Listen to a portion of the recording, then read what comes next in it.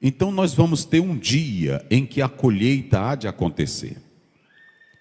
E nós já falamos da colheita do trigo, aliás, do joio, que ela acontece primeiro. Entenda que a colheita do trigo, pastores, e a colheita do joio, elas não são simultâneas. Aí você vê que o argumento pós-tribulacionista, de que serão arrebatados depois da grande tribulação, no término, não tem como estarem juntos, porque a Bíblia diz que primeiro vai ser colhido o joio. No dia do arrebatamento não estarão juntos, não vai ser um evento junto para separar, não. Mateus 24, versos 40, vê aí o verso 40, se nós analisarmos isso, o texto mostra que a colheita, ela será separada. Primeiro, separação do trigo, aliás, do joio. Olha aí, lê coloca do 39. Olha aqui. E não perceberam até que veio o dilúvio e levou todos, assim será também a vinda do Filho do Homem. Vamos lá. Então, estando dois no campo, será levado um e deixado o outro. Vamos lá. Estando duas moendo no moinho, será levado uma e deixado outra. A gente pregou isso aqui muito, eu já expliquei isso aqui. Pregou muito sobre o arrebatamento. Mas isso aqui não é um arrebatamento. Nós sabemos que a ênfase do texto é sobre a grande tribulação. Quando o Senhor Jesus também há de separar aqui os bodes das ovelhas. Então, o irmão deve entender essa separação. Ok? Eu estou dando esses detalhes para que se saibam isso. Mas vamos lá. Essa parábola, ela tem uma problemática muito séria e uma problemática muito grande para algumas pessoas.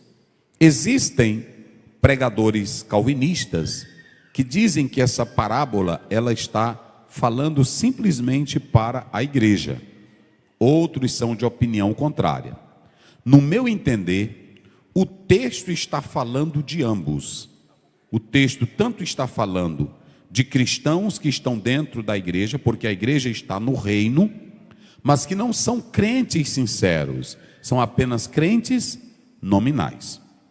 Por outro lado, a parábola também, ela está se referindo a pessoas que não são crentes, mas que vivem no mundo. Como é que o senhor prova isso, pastor Aziel? Está aí no texto, verso 41 de Mateus 13. Coloca aí, Daniel. Mateus 13, 41. Vamos lá. Preste bem atenção. Isso aqui é um argumento. Tem irmão na Assembleia de Deus que ele não gosta de ouvir Bíblia. Ele não gosta de ouvir estudo. Aí quando ele vai para outra igreja, que lá eles dão estudo, aí ele chega dizendo, a Assembleia de Deus não tem esse estudo. É que aqui tu não presta atenção. Mas tem o mesmo estudo. Mandará o Filho do Homem os seus anjos, e eles colherão do seu reino o quê? Tudo que causa, e os que cometem o quê? Então pronto, irmãos, está aí a resposta do texto. Essa parábola, ela fala tanto para crentes, como para pessoas não crentes. Aqueles que colocam a pedra de tropeço, ou seja, que a sua vida é como um escândalo, escandalon do grego, tem muita gente explicando errado essa palavra aí na internet. Esses que causam escândalos, o Senhor vai dar ordem para que eles sejam lançados no inferno. Então nós temos aqui duas classes, digam comigo, duas classes, que elas coexistem, elas habitam entre o falso e o verdadeiro, entre o falsificado e o que não é real. Essas duas classes, elas estão tanto dentro da igreja, como também fora do mundo. Os do mundo, lá em 1 João, já li aqui, 3,10, são os filhos do diabo, que não tem nada a ver com a igreja. Mas como rejeitar o plano da salvação, não entrarão na eternidade. Vamos ver quem vai ficar. Eu já coloco aqui, coloca aí, Daniel. Apocalipse 22:15. A Bíblia é a palavra de Deus, olha aí. Quem vai ficar de fora? Só quem tem boca bem forte, só para despertar. Quem vai ficar de fora? Os cães, os feiticeiros, fornicador, homicida, idólatra, qualquer que ama e comete. Então pronto. esses aí não entram lá. Você depois pode ler 1 Coríntios 6:9, Apocalipse 21:8-9. São essas pessoas que não entrarão lá. Veja que o texto ele faz a divisão. Todos que cometem iniquidade e os que cometem escândalo. Mateus 18 diz: ai daquele por quem vem o escândalo. Agora, a grande questão é, ao ensino, dizendo que o crente que recebe a palavra, que é eleito, ele já é eleito e não cai, porque ele é eficaz. Não, irmão, não existe esse ensino. Olhe para mim. A Bíblia diz em Êxodo 12:38, pode botar na tela. E quando saíram do Egito, saiu uma mistura, eu já preguei isso aqui, uma mistura de gente. Olha aí, saiu uma mistura. Diga bem forte para vocês entenderem. Saiu o quê? Uma mistura. Muito bem. Quando você lê a palavra do Senhor, vamos lá, em 1 João 2,19, bota na tela, Daniel. 2,19, bota na tela. 1 João. Saíram de nós, mas não eram de nós, porque se fossem de nós, ficariam conosco. Mas isto é para que se manifestasse que nem todos são de nós. Aí alguém diz que essas pessoas aqui, elas entraram na igreja, elas aceitaram o evangelho, mas são nominais. Dizem que essas pessoas nunca conheceram a Deus, a Jesus. Porque quem conhece não se desvia e não deixa errado. Olha para cá. Eu pergunto a vocês, capítulo 1 de 1 Samuel, coloca aí, meu filho. Aqui não tem nada anotado, não. Eu estou que nem a irmã, como é o nome dela que pregou aqui? A Isabel. Que ela disse que o Espírito Santo vai dando na hora. E aqui ele está me dando. Mas é porque eu já li. Só sabe quem lê. 1:12, eu só estou lembrando. E o Espírito Santo me lembrando, né? Olha aí. Olha aqui, ó. Olha. E sucedeu. Não é isso? Aliás, 2:12, Daniel, desculpa aí. 2:12. Olha aí. E eram, porém, os filhos de Eli, filhos de quem? De Belial. E não conheciam. Eu pergunto, eles conheciam a lei?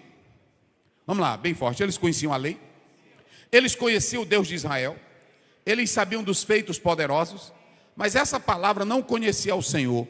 Dá a ideia de que eles nunca foram crentes? Qual é a ideia aí? É que eles não se relacionavam perfeitamente com Deus, mas eles conheciam. Vamos para cá.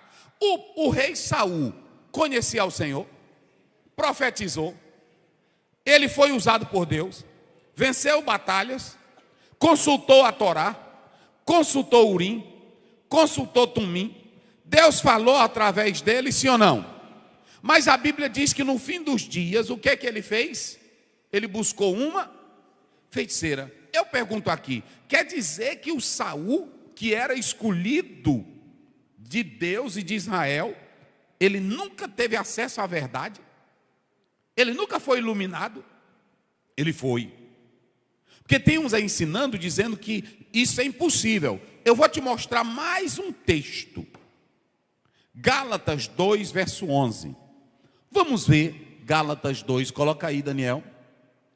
A Bíblia diz que ficarão de fora os mentirosos, ficarão de fora os falsos. Vamos pegar um homem cheio do Espírito Santo, de poder e de unção e de glória e de fogo, que enquanto os irmãos estavam lá, na presença ele apoiava os gentios. Mas quando diz que chegou alguém da parte de Tiago, olha aí, lê aí para me ajudar na garganta aí. Olha lá, olha aí. E chegando Pedro a Antioquia, lhe resisti na cara, porque era repreensível. Vai. Porque antes que alguns tivessem chegado da parte de Tiago, comia com os gentios, mas depois que chegaram, se foi retirando e se apartou deles, temendo os que eram da circuncisão. Falsidade. No meio ele estava apoiando. Eu estou com vocês. Irmão, crença é negócio sério. Eu pergunto, será se o Pedro nunca tinha ouvido falar que era pecado ser falso? Será se ele não tinha a verdade? E ele aqui perdeu a salvação só porque ele teve essa falha na vida dele? Não. Mas quem foi que repreendeu ele? Paulo. Ele disse: eu tive que resistir ele cara a cara. Ou seja, às vezes você recebe o ensino, recebe a instrução, mas a carne, ela reina, sobressai. Aí você precisa de um homem de Deus para te confrontar com a Bíblia, com a palavra do Senhor. Eu tinha muito exemplo aqui, muitos exemplos aqui que eu poderia dar dessas pessoas, mas eu estou dando apenas alguns. Será se Acã, no capítulo 7, ele não conhecia Deus? Ele não recebeu a ordem para não pegar nas coisas malditas? Mas ele tinha liberdade, ele escolheu não fazer o quê? Não obedecer.